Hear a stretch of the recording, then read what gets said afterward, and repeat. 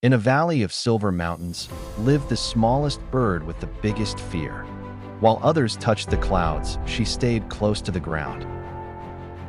Then one night, the sky began to fall.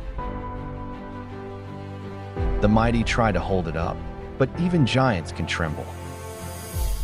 And in the silence, a tiny heart chose courage. She leapt, not because she was brave, but because she had to be.